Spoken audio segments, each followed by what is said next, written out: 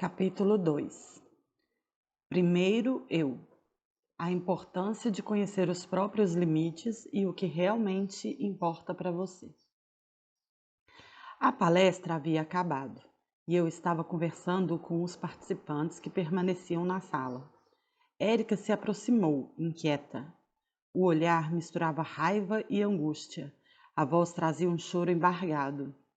Elisama, eu gosto muito do seu trabalho, mas eu discordo completamente do que você disse sobre ninguém ter a obrigação de me fazer feliz ou cuidar de mim. Meu marido tem, sim, a obrigação de valorizar o que eu faço e pensar em minha felicidade. Ele é o meu marido. Para que a gente casa então? A minha fala sobre ninguém ser obrigado a nos fazer felizes foi dita no comecinho da palestra e, pelo que pude notar, Érica ficou presa nisso.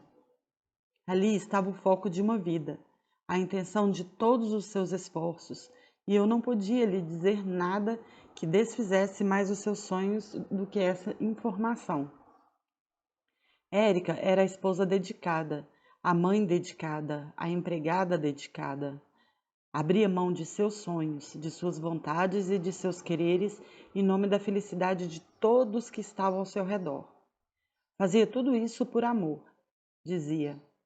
E, como amor era sinônimo de anular-se, amargava a certeza de que não era amada ou valorizada por quem estava ao seu redor, já que ninguém se anulava por ela. Os seus esforços pareciam invisíveis. Ninguém enxergava o tempo que passava planejando, calculando e executando coisas pelo bem alheio. Contar para si mesma a história de que não queria nada em troca pelas suas atitudes era a mentira que Érica mais repetia. A realidade é que ela queria, sim, queria amor, queria reconhecimento. Queria que alguém preenchesse o vazio emocional que a fazia esquecer das próprias necessidades para olhar desesperadamente para as do outro. Ela queria o colo e o amor que não recebera numa proporção boa o suficiente quando criança. Queria algo que não encontraria, algo que nem ela oferecia a si mesma.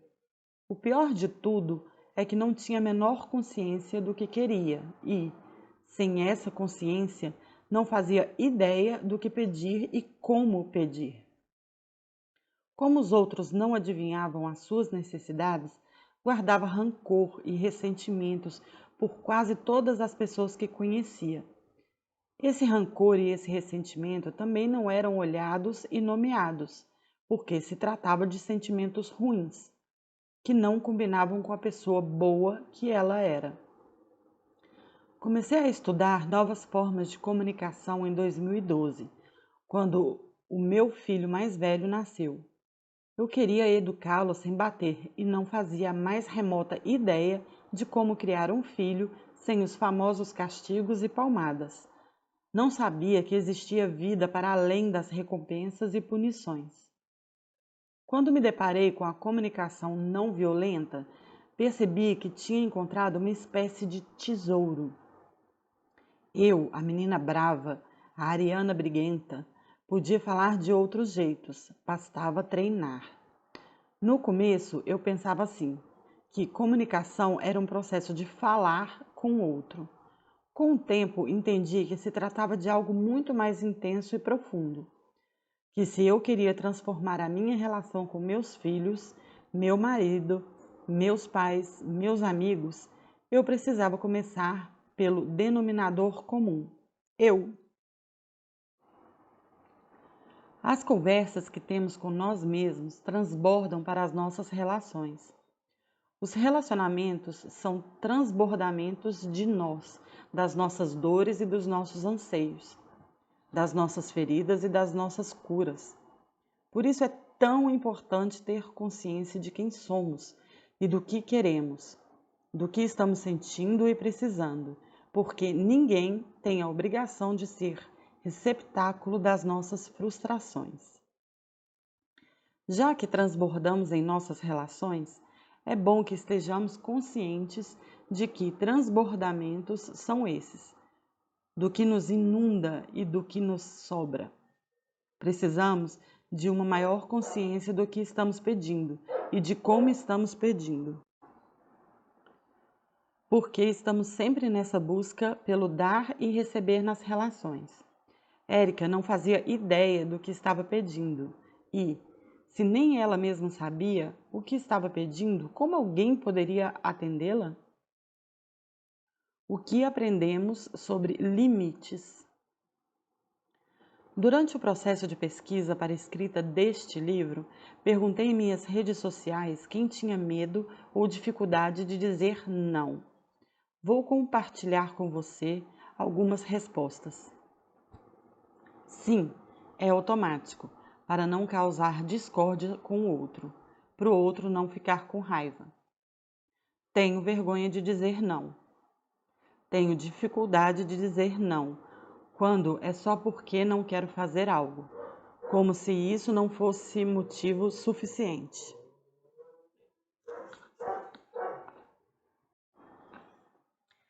Tenho dificuldade de dizer não para a minha família. Quando digo, me sinto mal e fico justificando tudo. Sempre. Não gosto de sentir que desagradei o outro e não gosto de conflito. Tenho medo de dizer não no trabalho e parecer que não estou à disposição. Sim, quando admiro a pessoa ou quando tenho medo de perder o emprego. Eu quero agradar. Digo não algumas vezes, por isso sou taxada de chata. Quando sinto que a expectativa da pessoa é grande e sei que vou desagradar causando frustração. Só em relações hierárquicas. Em relações horizontais consigo delimitar melhor os limites.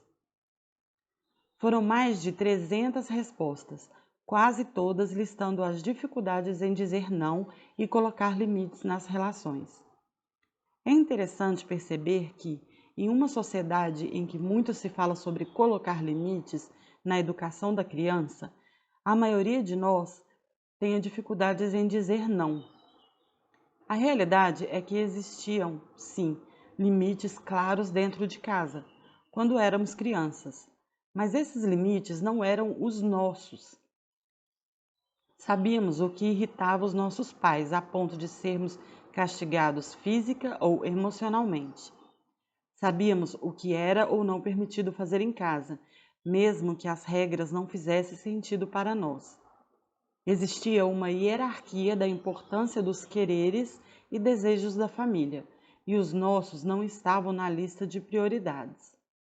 Veja bem, não estou falando que o ideal é deixar a criança fazer tudo o que deseja, do jeito que deseja, mas que podemos acolher o querer sem, necessariamente, atendê-lo. Para entender melhor esse conceito, voltando à educação, você pode ler Educação Não Violenta e Por que Gritamos, livros que publiquei em 2019 e 2020, respectivamente. Enquanto os limites dos adultos, em regra, de um dos adultos, o pai, eram claros e precisos dentro do lar, os nossos limites simplesmente não existiam. A nós cabia apenas dizer sim. Dizer não podia render castigos, palmadas ou chantagem emocional. Criança não tem que querer. Foi uma das frases mais repetidas para as crianças da minha geração, e nós interiorizamos isso, assim como os nossos pais haviam interiorizado esses conceitos antes de nós. Se não temos querer, como criaremos bordas protetoras do nosso querer? Como vamos defender o que importa para nós se crescermos entendendo que não podíamos sequer ter interesses particulares? A cada não quero comer feijão, escutamos que éramos mal agradecidos e mal educados.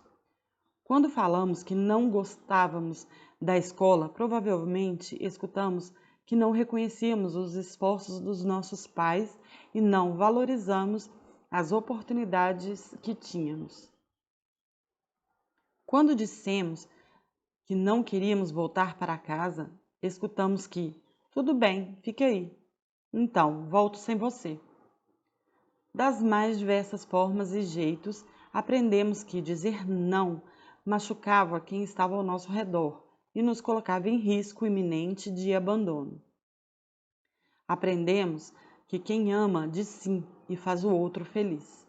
Pessoas boas não causam desagrado, evitam conflito.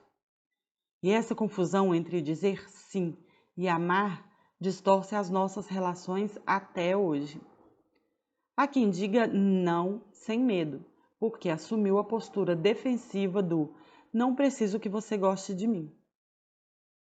Em uma outra postura, ainda estamos assumindo que fazer o que o outro deseja e lhe demonstrar amor são sinônimos. Não estou dizendo aqui que não exista quem consiga colocar limites de maneira saudável e respeitosa consigo e com o outro, mas que alcançar essa capacidade é uma conquista, uma escolha antinatural diante da educação que recebemos. No padrão educacional de se fizer isso, mamãe vai ficar triste, desenvolvemos formas de lidar com o não que não são saudáveis para nós ou para as nossas relações. Limites são bordas que protegem o que importa para cada um de nós. São cuidado e não há relação emocionalmente saudável e equilibrada que não precise dessas demarcações. Uma relação que não nos permite dizer não é uma relação difícil demais para estar. Ela nos cobra um preço alto, que traz consequências danosas para nós, para o outro e para a relação. Érica diz sim para os desejos de todos da família, enquanto diz não para o que realmente quer. Na verdade, ela sequer sabe o que quer. Foram tantos e tantos anos focando no que o outro precisava que ela já não sabia o que realmente queria. Quando criança, o foco era fazer a mãe feliz, não incomodá-la. Escutava diariamente uma lista imensa dos sacrifícios que a mãe fazia por ela. Qualquer querer parecia inadequado e excessivamente exigente. Ter necessidades para além do que era oferecido pela mãe era causar-lhe ainda mais dor que a que ela já sentia. Não podia querer ou pedir. Não podia dizer não. À medida que crescia, essa insegurança passava para outras relações. Tinha medo de dizer não para as amigas, para os colegas, para as professoras. Ao casar e ter filhos, o foco era fazê-los felizes. Érica não sabia seu prato preferido ou qual o seu maior sonho. A comunicação não violenta me mostrou a importância dos meus limites e como comunicá-los de maneira respeitosa. Aprendi a entender o que está vivo em mim e dividir isso com quem convivo e amo. E aprendi, principalmente, a aceitar que o outro também tem o direito de me demonstrar os seus limites. Dizer e escutar não incomoda. E é responsabilidade de cada um de nós lidar com esse incômodo, entender o que ele fala sobre nós, entender onde toca, que medos desperta, cuidar de cada uma dessas informações que nos traz. Há outra dificuldade, talvez a maior delas: sustentar o limite. Manter-se firme no não. Lembro de uma aluna, Márcia, que decidiu dizer não pela primeira vez para a mãe. Havia anos um determinado assunto a incomodava. E ela tinha decidido que, quando ocorresse novamente, comunicaria seu limite e diria não. Corajosamente cumpriu o que havia prometido a si mesma, mas entrou em pânico logo depois. Ela me falou, desesperada, que queria ligar para a mãe e voltar atrás, que não conseguia dormir diante da possibilidade de ter lhe causado algum sofrimento. Como uma criança sedenta por aceitação, ela apenas queria dizer: Mãe, eu faço tudo o que você quiser. Você vai ficar feliz? Mãe, você ainda me ama?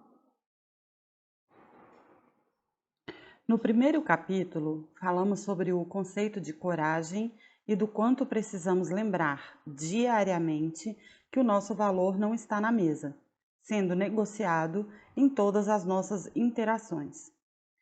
Demonstrar e sustentar os limites é lembrar disso. É ultrapassar as camadas do medo de não ser aceito e se conectar com o que realmente importa. Nos próximos tópicos, vamos falar dos passos para uma comunicação que nos coloca em uma postura de conexão com a vida, que fala de limites que trazem liberdade e de como podemos lidar com as nossas emoções com respeito e empatia.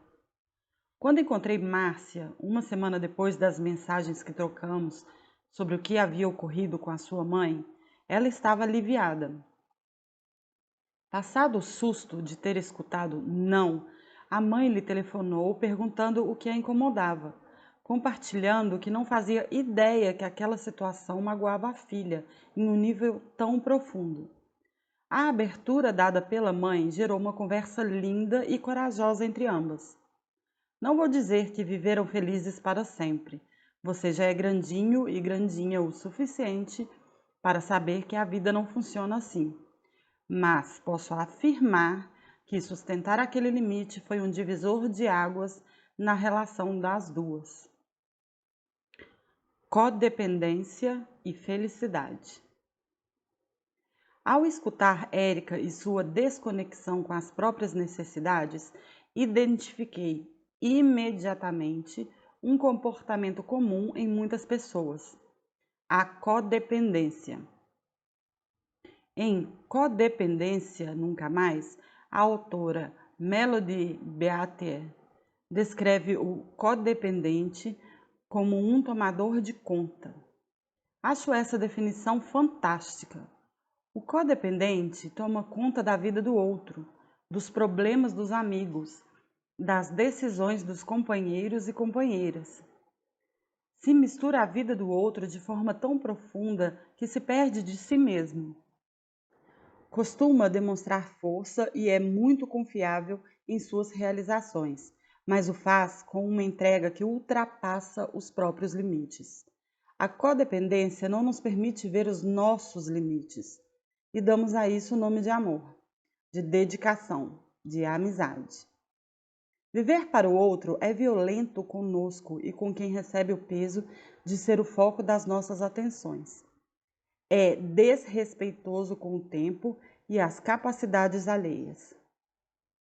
Você não precisa viver para ninguém além de você, salvo quando se tem filhos pequenos que realmente dependem de você para se manterem vivos e saudáveis. Existe uma diferença imensa entre apoiar e sustentar o outro a ponto de não o deixar reconhecer a força das próprias pernas. Por muito tempo eu quis aliviar a dor de todos ao meu redor. Eu realmente acreditava que a função de quem ama era resolver os problemas, era tomar conta. E eu sempre fui uma excelente tomadora de conta. Certa vez, quando Isaac, meu marido, perdeu o emprego, decidiu abrir uma empresa de camisetas personalizadas. Achei a ideia maravilhosa. Mas em vez de apenas apoiá-lo e escutá-lo quando necessário, resolvi tomar a frente de tudo. Criei logomarca, encontrei possíveis fornecedores, decidi o tipo de estampa que era a cara dele. Tomei conta e achei que o estava apoiando, mas não. Aquilo era um extrapolar dos limites e era, de certa forma, arrogante, porque no fundo eu acreditava que saberia lidar com as coisas melhor do que ele mesmo. Depois de anos e anos escutando dos nossos cuidadores, você está tirando a minha paciência. Assim eu fico triste. Você me fez te bater. Aprendemos que somos os responsáveis pelo sentimento do outro, que temos o poder de fazê-lo feliz ou triste, que, se nos esforçarmos bastante, teremos uma vida completamente controlada e isenta de sobressaltos. Responsabilizar o outro pelo que sentimos é a consequência direta desse pensamento. Nesse jogo de responsabilidades, deixamos de assumir o compromisso pela responsabilidade com nós mesmos. Entendemos que adivinhar os nossos pensamentos e necessidades é uma prova de amor e vivemos tentando adivinhar os pensamentos do outro para provar o nosso valor. No fundo, esse comportamento de tomar conta do outro vem de uma convicção de que não somos bons o suficiente. Já que não mereço o seu amor, então precise de mim. Se eu lesse algo parecido com isso há alguns anos, daria uma gargalhada. Achava que tinha uma autoestima maravilhosa e que era muitíssimo bem resolvida. Tomava conta do problema dos outros e tinha a solução para tudo, porque me considerava uma pessoa inteligente e legal. E ficava com raiva quando a pessoa decidia adotar posturas diferentes das que aconselhei, porque a amava e ela estava sendo estúpida. Já que o mundo se dividia entre pessoas boas e pessoas ruins, eu, obviamente, fazia parte do primeiro grupo. E qualquer deslize que me afastasse da figura de pessoas boas era responsabilidade do outro. Eu me considerava maravilhosa e incrível, até que comecei a fazer terapia, buscando entender a minha relação desregrada com a comida. E encontrei lados meus que simplesmente não conhecia, que foram escondidos de mim por tanto tempo que precisei de ajuda para encontrá-los. Sim, eu era e sou uma pessoa muito legal, mas não só isso. E vivia cansada, estressada, irritada e me julgando injustiçada e desvalorizada por quem estava próximo, sem ter a mais remota ideia do motivo. Por anos deixei que algumas relações se desintegrassem, fingindo não me importar com o que estava acontecendo. Em minha forma de ver a vida, gente forte não sentia. Logo, se você quisesse partir, dissesse que não gostava de mim ou me rejeitasse, o problema era seu. E agia como uma criança que é expulsa da brincadeira pelos amiguinhos e, magoada e triste, se veste de raiva e indiferença, cruza os braços e diz: eu não queria mesmo. Cuidar do outro nos impede de nos conectarmos com a nossa própria dor, com o medo, com a sensação de desamparo. Faz-nos desviar de olhar para os lados que não queremos conhecer de nós mesmos. Porque, como disse no capítulo anterior, o contato com esses lados nos faz duvidar do nosso próprio valor. Mas não há conversa sincera e verdadeira sem essa conexão. E não há conexão com o outro quando nos sentimos superiores a ele, quando achamos que temos as respostas e que, se ele nos escutar, tudo ficará bem e feliz. Não ficará.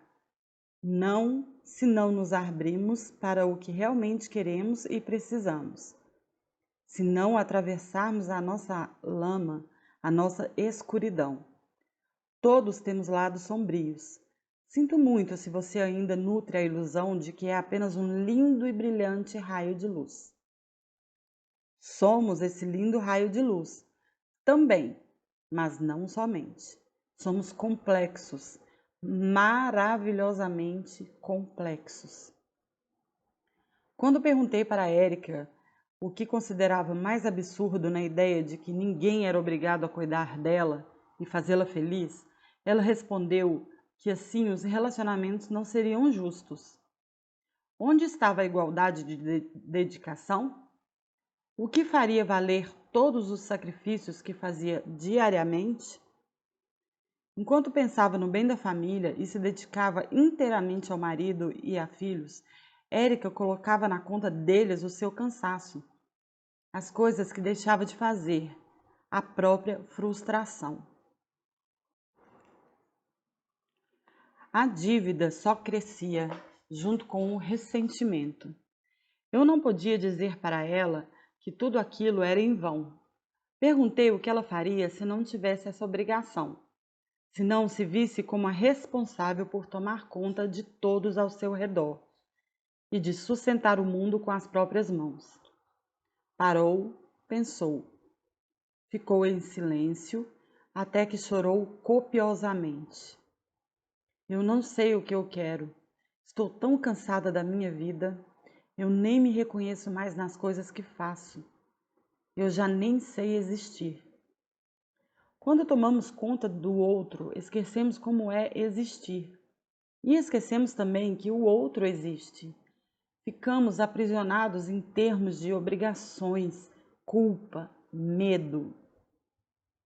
Nós nos definimos pelo que fazemos e realizamos, e nos desconectamos da potência de simplesmente existir, de nos relacionarmos porque escolhemos e não porque precisamos ou porque precisam de nós. Não estou dizendo que não faremos nada pelo outro. Nessa visão maniqueísta que aprendemos a adotar sobre a vida, achamos que as opções são viver pelo outro ou ignorar os seus anseios, mas temos muito mais cores nessa paleta. Quando honramos a nossa existência no que fazemos, o cuidado com o outro é uma escolha que não deixa conta em aberto no final. Além do mais, deixar que o outro experimente as suas próprias capacidades e frustrações o fortalece. Depois da experiência com meu marido e a loja de camisetas, comecei a observar melhor o meu funcionamento, a entender os meus impulsos e a ter coragem de seguir os caminhos diferentes do habitual. Uma amiga me ligou pedindo apoio para um projeto. Queria lançar um curso online. Estava com uma ideia maravilhosa de como tudo seria, mas não tinha coragem de sustentar um projeto desses sozinha. Imediatamente, a Elisama, super-heroína, codependente, tomadora de conta, se mexeu dentro de mim. A vontade era falar que eu sabia como salvá-la, que faria tudo com ela, que a gente daria um jeito. Respirei. Lembrei que quando me coloco nesse lugar, fico em desigualdade com o outro e, com a intenção de ajudá-lo, costumo causar o efeito contrário, enfraquecê-lo. Eu me ofereci para ajudá-la a desenhar a aula. Disse que estava à disposição para dividir a minha experiência e que confiava que ela faria algo lindo. Eu não faria por ela, como era o meu padrão. Um tempo depois, ela me disse que tomou um susto quando neguei o convite, mas que foi importante para a própria trajetória descobrir que conseguia dar aquele passo sozinha. A comunicação não violenta não é um método para melhorar a sua capacidade de convencer o outro a fazer o que você quer. Não é mais uma ferramenta para influenciar as pessoas. Não será o caminho perfeito para mostrar para a sua sogra o quanto ela está equivocada sobre o que pensa sobre você. Estarmos conectados com a nossa intenção, com o que está vivo em nós, é o cerne de todo o processo. É o ponto mais precioso para uma conversa corajosa. Enquanto estivermos apegados ao tomar conta do outro, estaremos privados de poder de confiar em nós e nele. Estaremos privados do nosso direito de dizer e escutar não e de lidar com tudo que ele desperta. Estaremos diminuindo a nossa existência. Entre a realidade e o que vejo. Conversas não são uma arena para decidir quem está certo ou errado.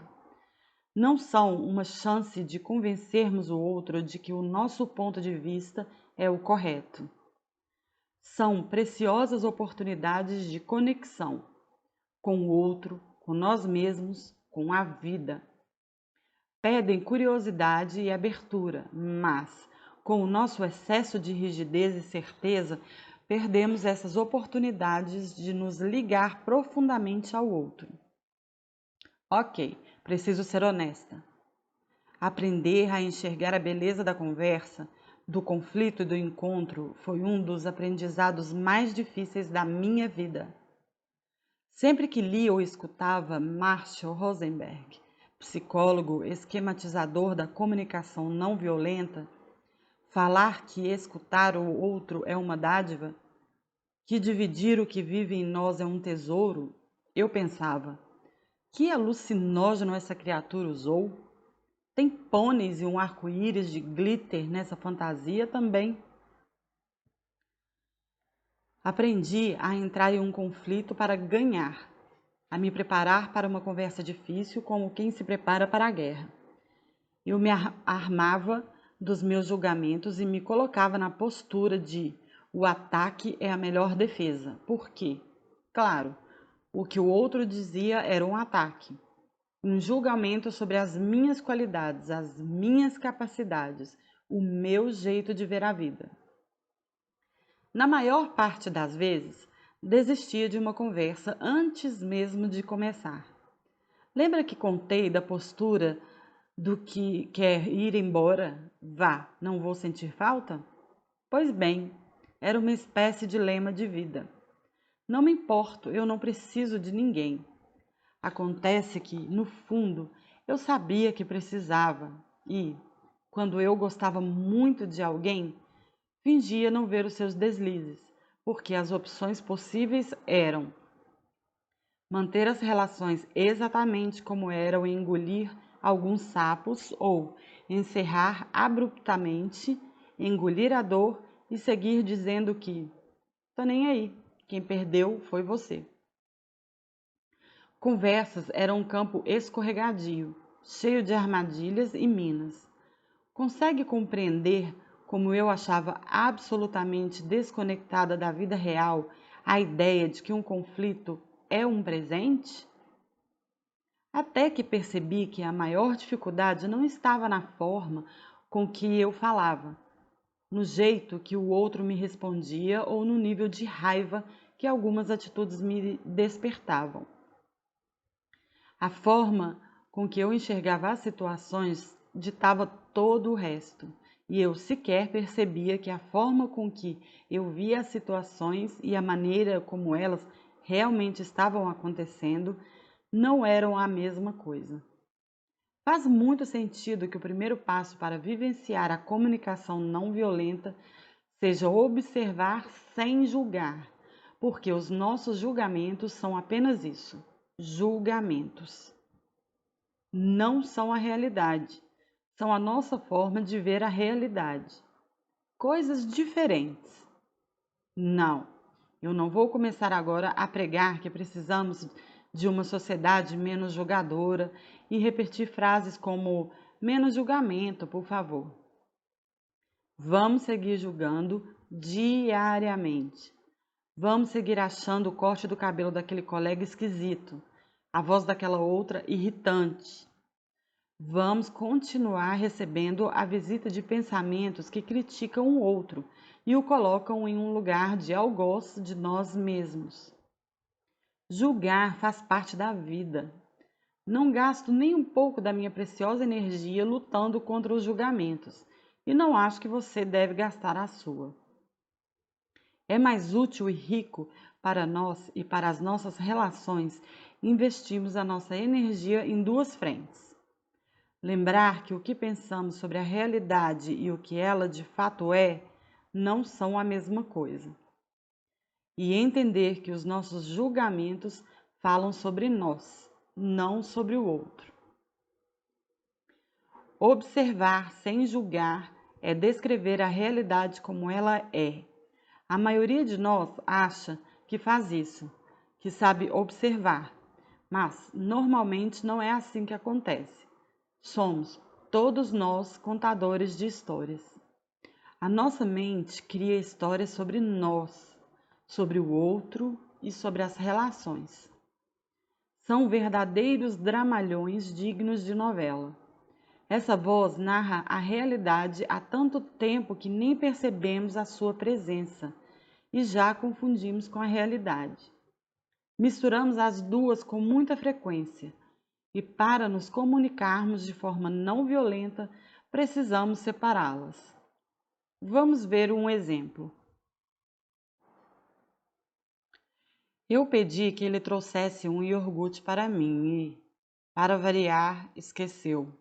É sempre assim, só se importa com ele mesmo. Troque iogurte por analgésico, ou uma fatia de torta, ou a correspondência na portaria do prédio. Quem nunca pensou algo assim? Sabe qual o problema desse pensamento? Está cheio de julgamentos. Ele nos distancia da realidade, nos irrita e nos desconecta do que precisamos. A observação se encerra em eu pedi que trouxesse um iogurte e ele não trouxe. Todo o resto é pensamento. São camadas e camadas que colocamos na realidade pelos mais diversos motivos. Olhar e entender esses motivos amplia o nosso conhecimento sobre nós. Quantas brigas começamos porque estamos apegados à forma com que estamos vendo as coisas? Quantas vezes somos passivo-agressivos porque nos magoamos com algo que o outro sequer teve a possibilidade de saber? Quando acreditamos em um pensamento, entendendo que ele é a realidade, somos arrastados por uma sequência de pensamentos que acaba por nos engolir. Veja que eu escolhi usar um exemplo bobo, de um pedido simples. Quando estiver voltando do trabalho, você pode parar na padaria e comprar um iogurte para mim? O pedido não atendido despertou o primeiro pensamento. Eu pedi que ele trouxesse um iogurte para mim e, para variar, esqueceu. É sempre assim, só se importa com ele mesmo. Esse pensamento puxa alguns outros. Eu faço tudo para essa relação dar certo, mas quando peço a mínima coisa, esquece. Esqueceu porque não era prioridade, porque eu não sou prioridade. Depois de todos esses pensamentos, que comportamentos teremos? O que moverá as nossas falas? As conversas que temos com o outro são continuações das conversas que temos com os contadores de histórias em nossa mente. Podemos imaginar que, nesse caso, as chances de desenvolvermos um encontro empático e que respeita a nós e ao outro são muito pequenas. Não vamos parar de julgar, mas podemos parar de acreditar nos nossos julgamentos. Eu pedi que ele trouxesse o iogurte e ele esqueceu. É sempre assim, só pensa nele mesmo. Egoísta. Ok, estou julgando. E o que está acontecendo? O fato é que ele não atendeu o meu pedido. Estou com raiva e eu estava com muita vontade de comer iogurte. E fico magoada quando ele erra e não se importa em reparar o erro, porque essa demonstração de empatia é importante para mim.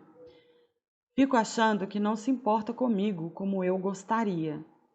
Assim que me acalmar, vou conversar com ele. Agora ainda estou bem chateada. Observar é não se perder nas vozes internas. Em momento algum vou dizer que você não deve ficar chateado ou chateada, sentir raiva, ficar magoado ou magoada. Não espero que você foque no lado bom das coisas e agradeça porque tem alguém de quem reclamar. Todos os sentimentos são importantes e falam muito sobre nós. Agradecer por tudo e fingir que não estamos com raiva, magoados e chateados é violento com o que vive em nós.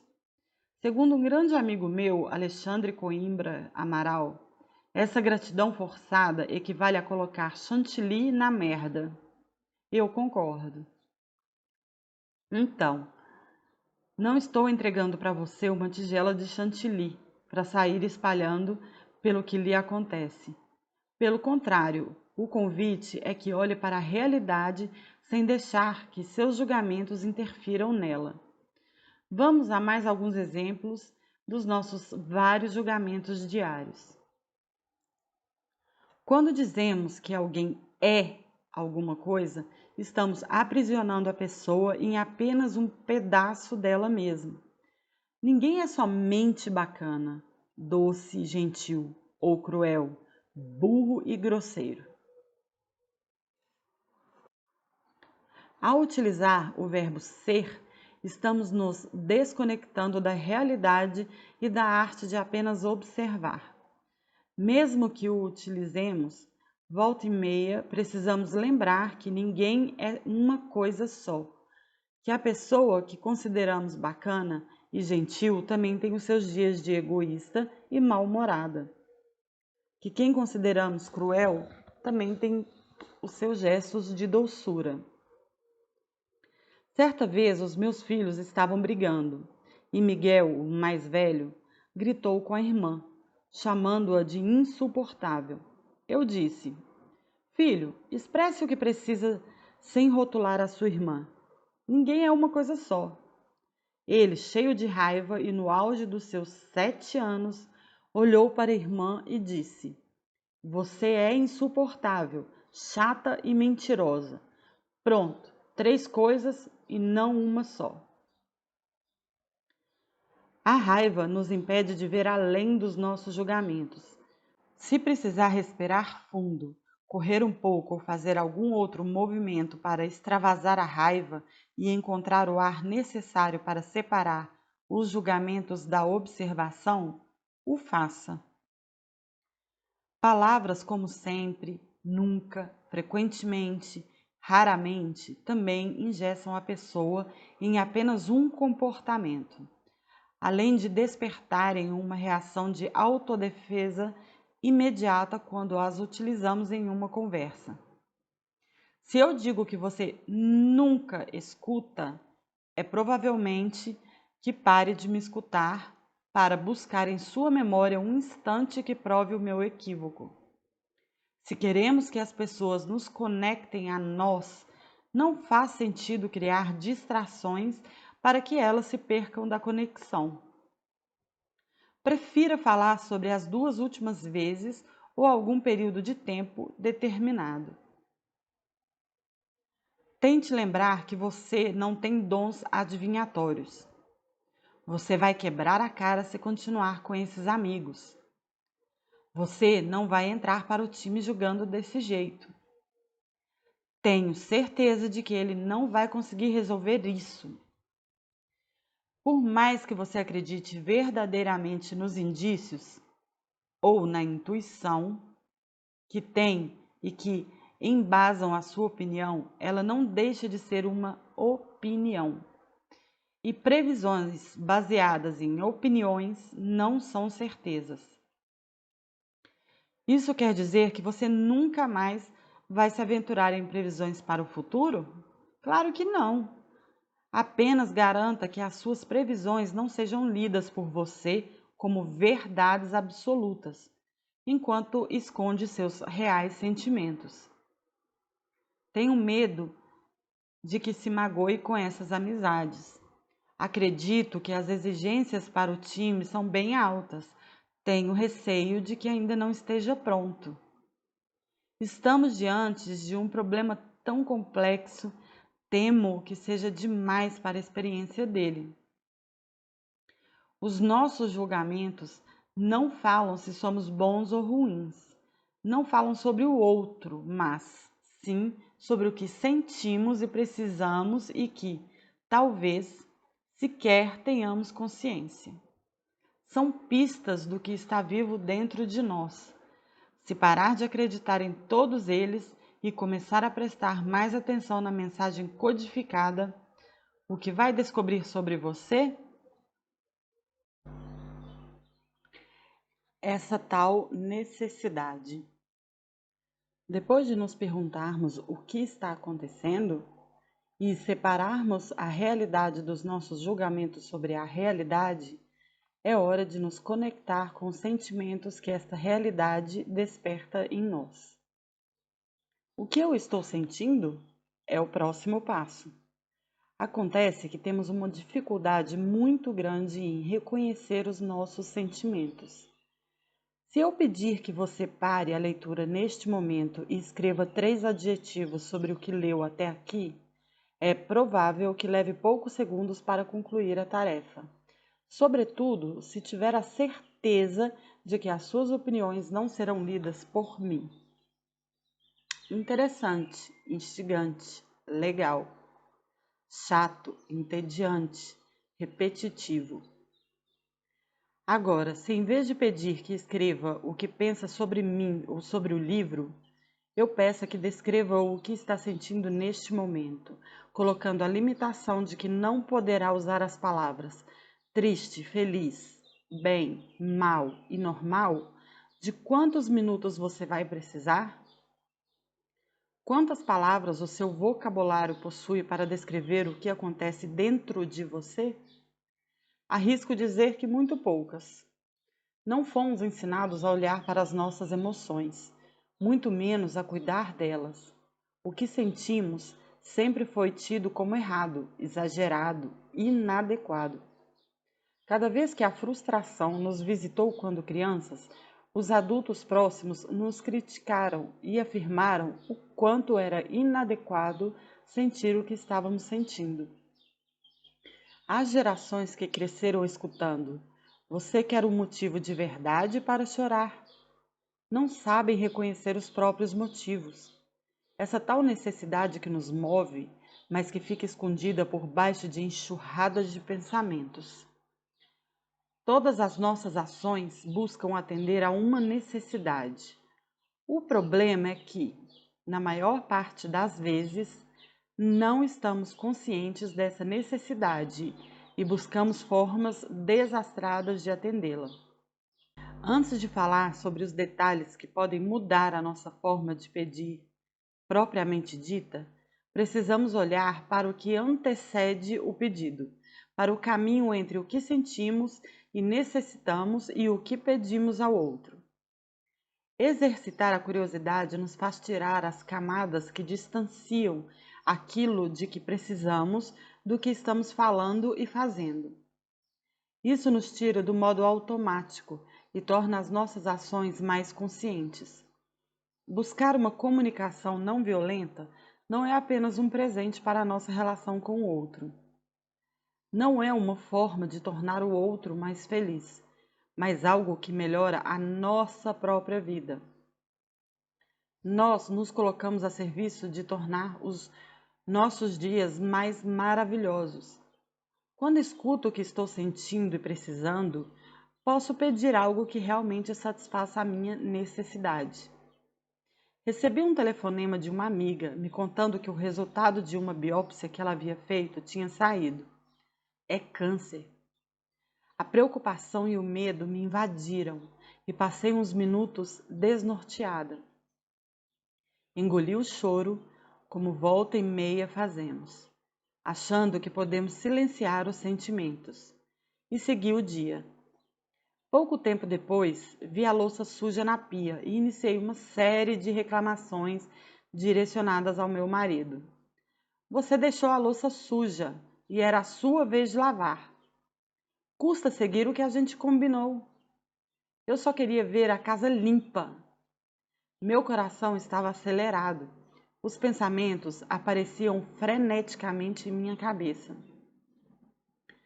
Ao perceber os sinais físicos da raiva, entendi que não tinha a ver com a louça suja. Respirei fundo e lá estavam o medo, a tristeza, a preocupação, a angústia.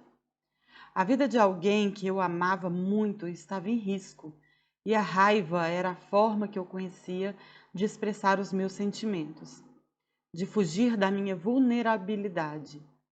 Eu estava fazendo uma cara assustadora para o medo que me assustava.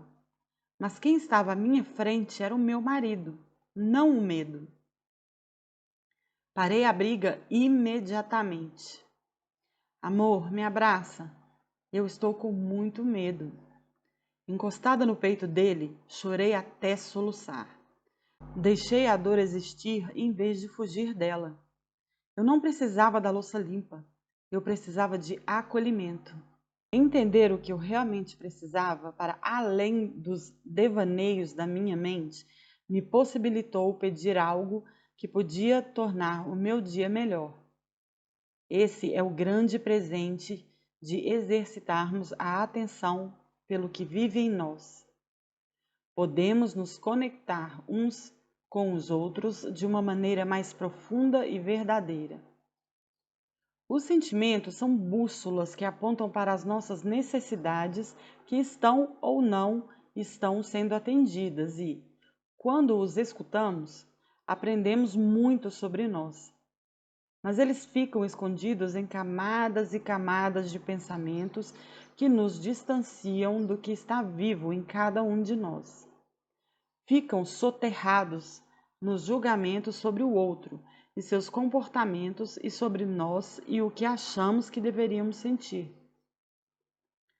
Nós nos perdemos e ficamos ausentes de nossa própria vida. É essencial nos lembrarmos que os pensamentos e julgamentos são uma camada que precisamos atravessar para chegar ao que realmente importa. O que estou sentindo? O que a realidade desperta em mim? Na história que contei, assim que percebi os sinais físicos da minha raiva, entendi que estava perdida em meus pensamentos. Que tanta raiva não vinha apenas da louça da pia, mas dos lugares que aquela louça estava ocupando em minha cabeça. A louça era a desculpa de que eu precisava para gritar e brigar. Eram o desvio que eu estava tomando para não encarar o medo e a angústia.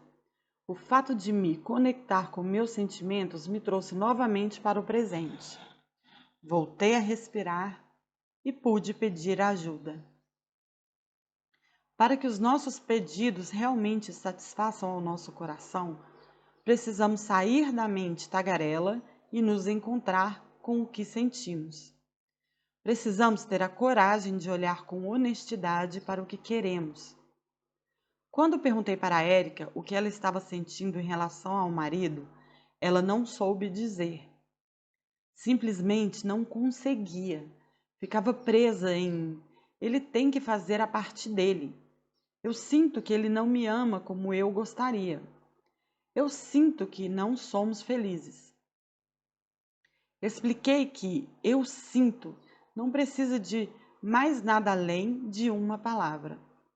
Frustração, tristeza, angústia, medo, êxtase, satisfação, insatisfação, irritação, temor, surpresa, preguiça, infelicidade, impaciência, horror, abandono, pavor, enjoo, exaltação, ciúme, arrependimento, fascinação, alegria, curiosidade, encantamento, carinho, esperança, segurança, inspiração, motivação, excitação. Tantos sentimentos e nenhum deles precisa de que ou algum complemento para que faça sentido. Érica ainda estava em seus pensamentos e julgamentos, e eu queria que descêssemos mais uma camada, que nos aprofundássemos um pouco mais. Depois de algumas tentativas, ela conseguiu dizer que sentia tristeza e frustração. Enquanto estava perdida em seus pensamentos, Érica se enredava em uma sequência infinita de julgamentos. Sentia que o marido não a amava, e esse pensamento a levava para outros julgamentos sobre ele, sobre ela, sobre a impossibilidade de sucesso do casamento. Esse é o caminho que aprendemos e do qual precisamos sair, intencionalmente. Os pensamentos são a camada que precisamos atravessar para chegar ao que sentimos. Ao entender que sentia tristeza e frustração, pedi que pensasse no que estes sentimentos falavam sobre ela. O que era importante e não estava sendo atendido? O que aqueles sentimentos comunicavam sobre as suas necessidades? A resposta veio com mais uma confusão que a distanciava de si mesma. Eu preciso que ele me apoie e me escute. Expliquei que as necessidades não vêm com o endereço correto de quem deve atendê-las. Esse era o como atendê-las. Eu gostaria que ela me dissesse o quê. Pedi que ela saísse do estou triste porque ele não me escuta e apoia para estou triste porque eu gostaria, queria, desejava, esperava. A confusão entre estratégia e necessidade é comum e costuma ser a raiz de muitos dos nossos desentendimentos e brigas. A necessidade se refere ao que nos alimenta física e emocionalmente, ao que precisamos e pode tornar nossa vida melhor e mais feliz. A estratégia está relacionada ao que podemos fazer para atender à nossa necessidade, ao como. Érica precisava de apoio, reconhecimento e escuta, e uma forma de ter a sua necessidade atendida era que o marido o fizesse. Uma forma, não a única. O marido atendê-la era uma estratégia. Quando nos aprisionamos à estratégia, esquecemos que existem outros caminhos para atendermos às nossas necessidades. Quanto mais nos sentimos encurralados em um beco sem saída, na forma de atendermos o que precisamos, mais as atitudes desesperadas para conseguirmos o que queremos parecem a única possibilidade. Falaremos melhor disso no próximo capítulo. Uma conversa corajosa é uma conversa conectada com o nosso coração. Os 4 passos da comunicação não violenta são uma forma de estabelecer essa conexão. Não são uma receita de bolo, mas perguntas que nos fazemos e que nos mantêm vivos e ativos nas nossas trocas. São luzes que iluminam nosso caminho para dentro de nós mesmos, podendo resumi-los em 4 perguntas. O que está acontecendo? Esse é o momento em que questionamos os nossos pensamentos e separamos o julgamento do fato. Enquanto estivermos perdidos em nossas histórias mentais, estaremos desconectados de nós e do outro. O que eu estou sentindo?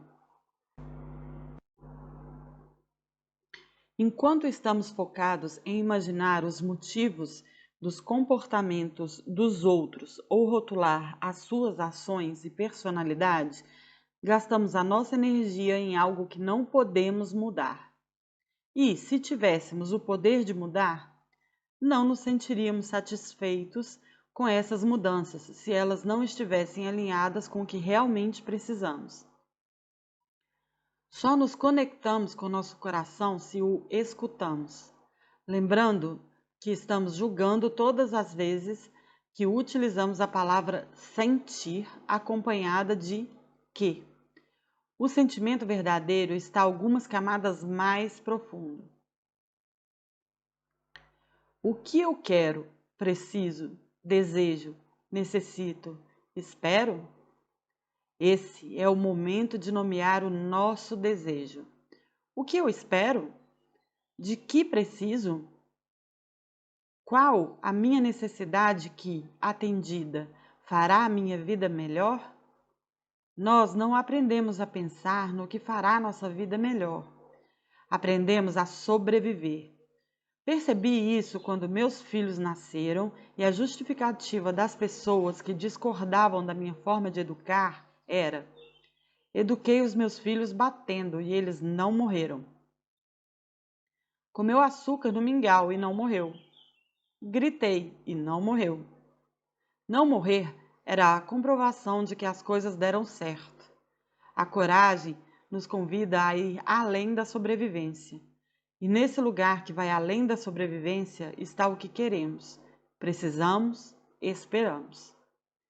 Ao responder essa pergunta, lembre-se de que a estratégia e a necessidade são coisas diferentes. Você não precisa que a sua mãe apoie seus sonhos.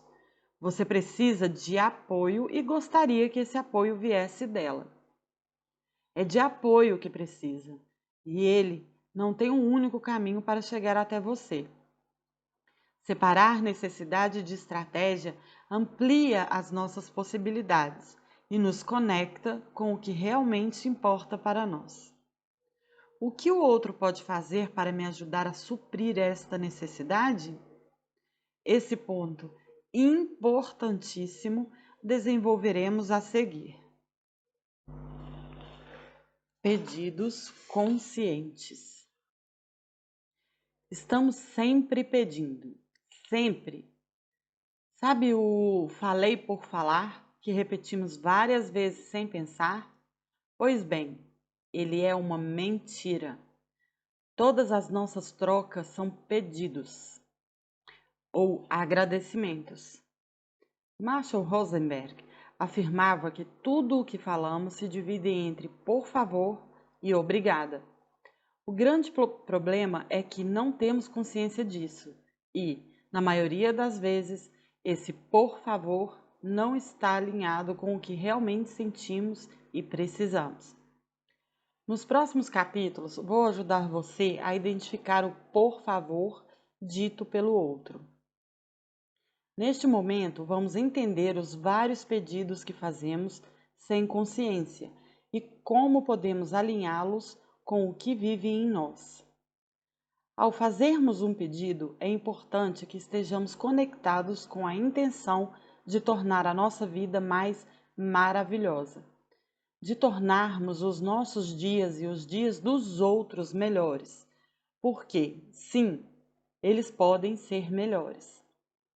Não estou afirmando que viveremos em um conto de fadas de pura alegria e felicidade, mas que, mesmo em meio às angústias e tristezas, as chances de ter as nossas necessidades atendidas aumentam quando os nossos pedidos estão sintonizados com o desejo de cuidar de nós e do outro. Quando estamos presos na intenção de provar que estamos certos, nos desconectamos do que realmente importa para nós. O mesmo acontece quando estamos focados em ser aceitos.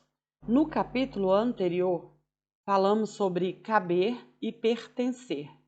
E, sempre que você deixa de falar algo, com a intenção de caber à sua necessidade de pertencimento, continuará não atendida. Por mais desconfortável e estranho que pareça, demonstrar o que realmente deseja e sente é muito mais desconfortável se limitar para caber em formas que não nos representam.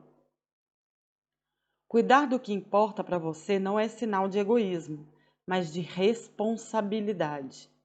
Alguém paga a conta do que não é dito e cuidado. A sua saúde, o seu bem-estar, o seu relacionamento. Por mais que acreditemos que abrimos mão do que desejamos por amor, guardamos ressentimentos e mágoas pelo que fizemos. Temos o nosso caderninho mental com os fiz por você, listados e organizados em ordem de mágoa, e deixamos que essa lista coordene as nossas atitudes, sem que tenhamos noção disso. É claro que, para nos relacionarmos com alguém, faremos coisas que não estão em nossa lista de maiores prazeres da vida. Mas o faremos porque estamos conectados com o desejo de cuidar do outro, e não porque desejamos evitar o estresse e a briga. A diferença parece sutil, mas nos leva para caminhos bem diferentes. Há um exemplo que costumo dar e que ilustra bem o que digo. Imagina que seu parceiro ou parceira convida você para jantar com um casal de amigos. Você não gosta do casal e está em um dia difícil. A única coisa que deseja é relaxar, tomar um banho e ver uma boa série na TV. Assim que ele faz o convite, os pensamentos invadem a sua mente. Eu estou exausta. Detesto aqueles dois. Não estou com paciência para ser simpático com ninguém. Se eu disser não, já sei que ele vai encher meu saco. Vou ter que ir. A partir deste discurso interno, você tem algumas opções. Atender e fazer o que o outro quer, acreditando que não tem opção. Esse é bem comum para muitos de nós, que crescemos com foco em obedecer e com muito medo de punição. Nós nos vemos sem opção e atendemos o que o outro quer, oprimidos pelo que tenho que. Nesse caso, a lista de fiz por você cresce, e mesmo que não tenhamos a coragem de admitir, achamos que o outro nos deve algo. Agora, o seu parceiro deve a você o relacionamento que você não teve, o conforto do pijama que foi adiado, a preguiça no sofá que você não aproveitou. A partir daí, todo erro ou falha dele é cobrado com juros, pois você já fez sacrifícios demais para ainda ter que tolerar a humanidade do outro. O simples ato de entrar numa rua errada no trânsito vira uma briga ou uma interminável sessão de caras e bocas e atitudes passivo-agressivas, dependendo da sua personalidade.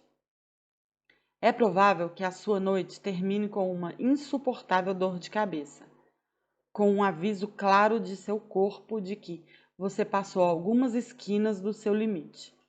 Consegue perceber que, quando você faz algo porque tem que fazer, alguém paga o preço? Interpretar o pedido com falta de cuidado e brigar para se defender. Aqui esquecemos que nem tudo o que o outro faz ou pensa tem a intenção de nos atingir. Entendemos que o pedido é uma falta de cuidado e de valorização dos nossos esforços. Eu detesto aqueles seus amigos e não sou obrigada a ir. Não quero. Você não consegue perceber o quanto estou exausta? Trabalhei o dia inteiro, atendi clientes insuportáveis. Não saio de casa nem que o Will Smith me convide para sair. Se você fosse menos egoísta, ia ver que não tenho a mínima condição de sair de casa. Mas você só pensa em você mesmo. Acha que o mundo é do tamanho do seu umbigo.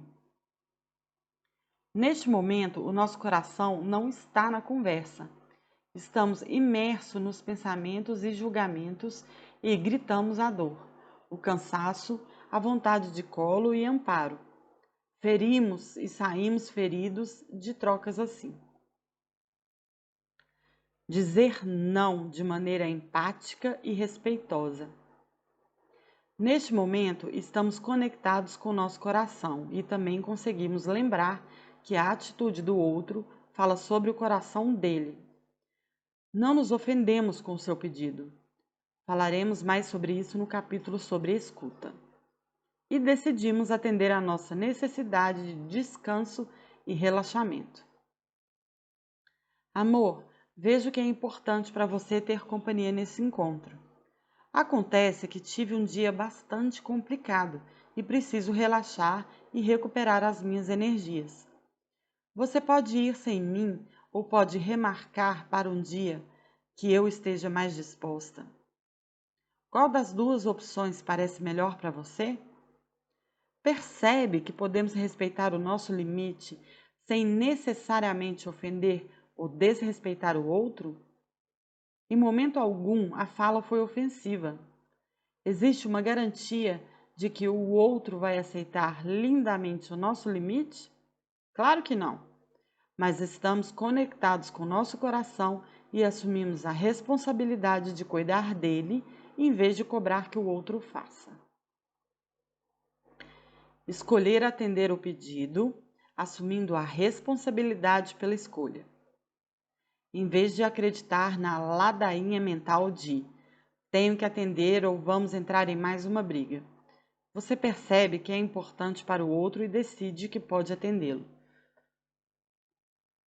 Mesmo sentindo cansaço e um desejo grande de relaxar, acredita que atender o pedido é um gesto que cuida de coisas importantes para a relação e para você. E ressignifica a escolha, sem acreditar que está fazendo um sacrifício por amor. Amor, vejo que é importante para você e eu quero te fazer companhia. Hoje tive um dia bastante complicado e desejo muito descansar.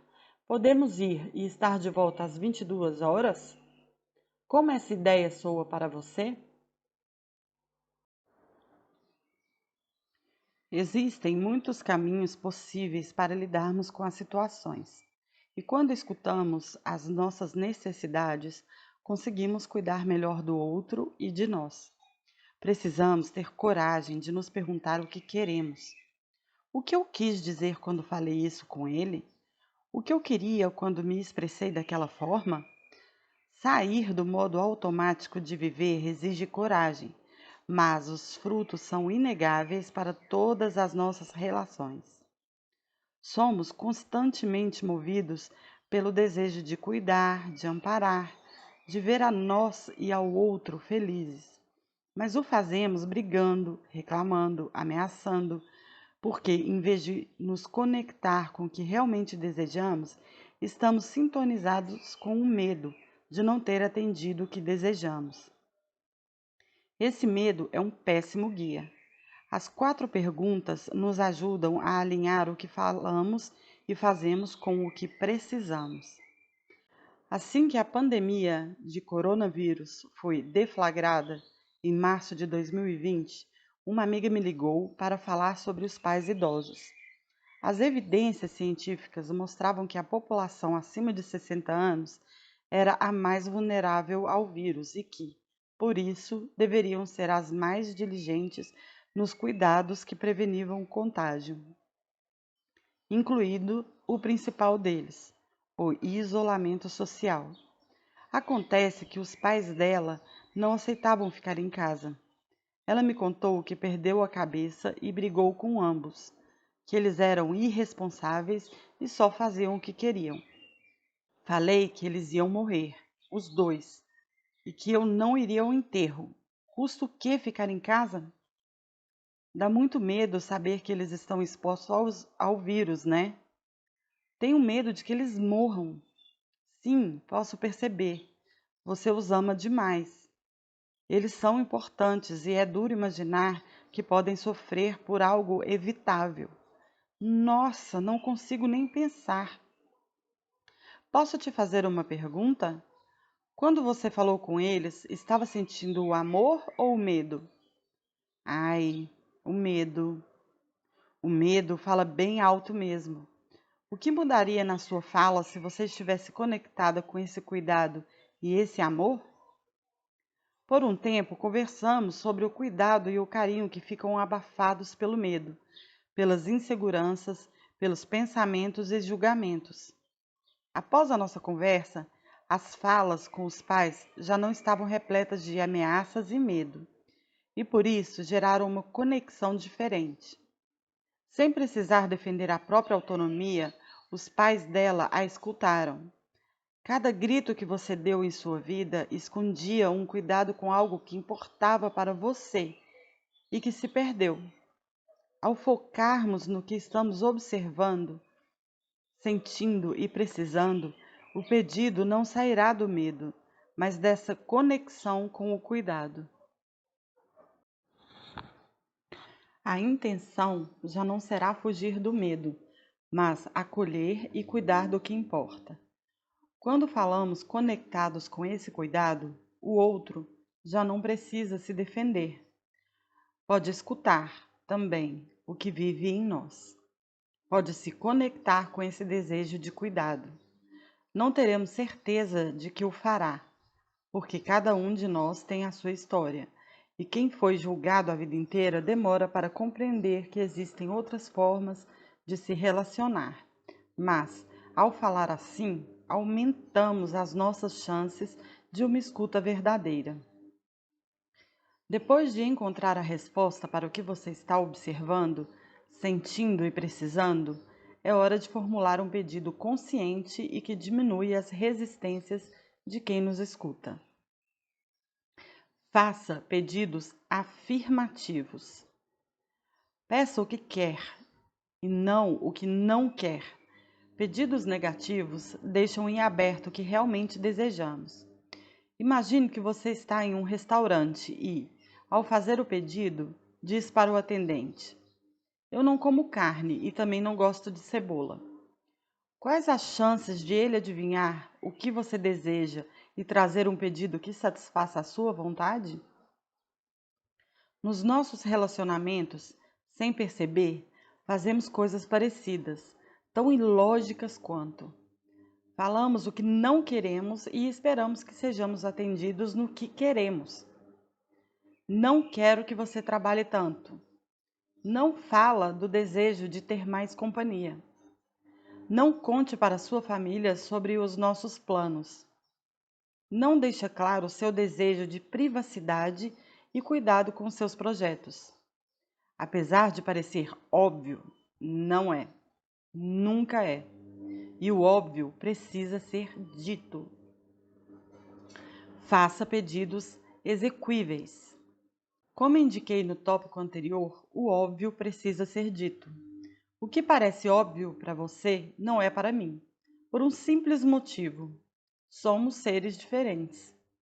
Cada um de nós experimentou sensações diferentes ao longo da vida e guardou em si significados diferentes para cada palavra.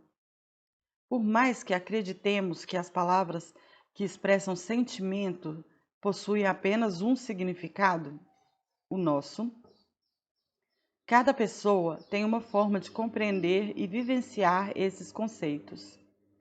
Em vez de pedir cuidado, carinho, apoio, amor, escuta, fale como a pessoa pode atender este pedido. Como alguém demonstra cuidado para você?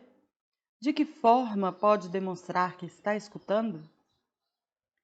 Que atitude pode adotar para que você tenha satisfeita a necessidade de apoio?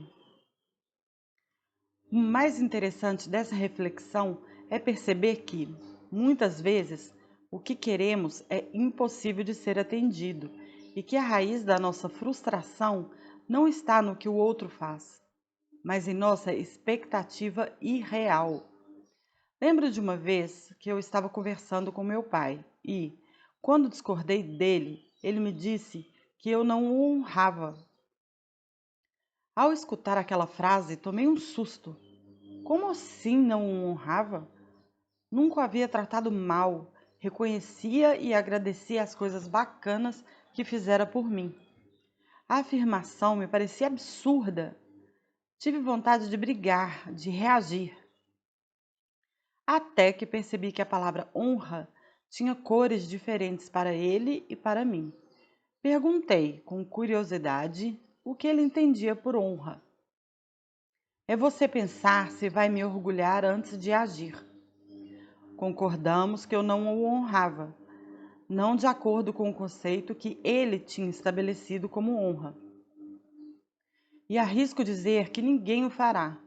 Quantas vezes confundimos "você não me escuta" com "você não faz as coisas do jeito que eu disse que deveria fazer"?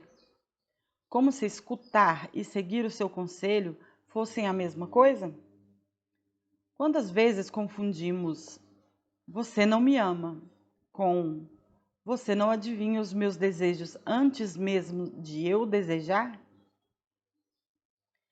Em vez de falar "estou com saudades, gostaria de ver você mais vezes", fale o que significa o ver mais vezes para você. Sinto saudades. O que acha de nos encontrarmos uma vez por mês para tomar um café, ver um filme e nos divertir juntos? Quais das duas frases deixa clara sua intenção e seu desejo? E qual delas facilita a vida de quem deseja atendê-lo?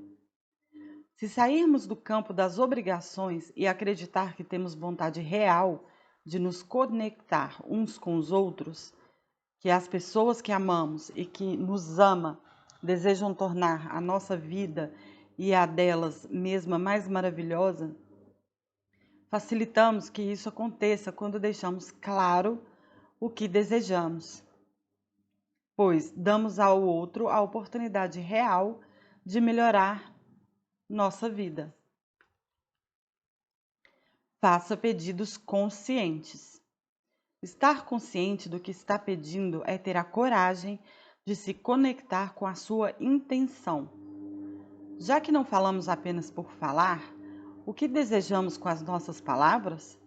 Quer ter um retorno, saber o que a pessoa pensa a respeito do que você disse?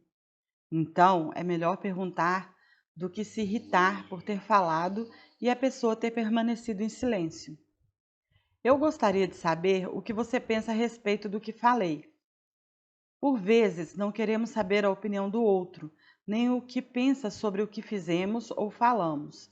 Então, podemos ser honestos com esse desejo de receber apenas empatia.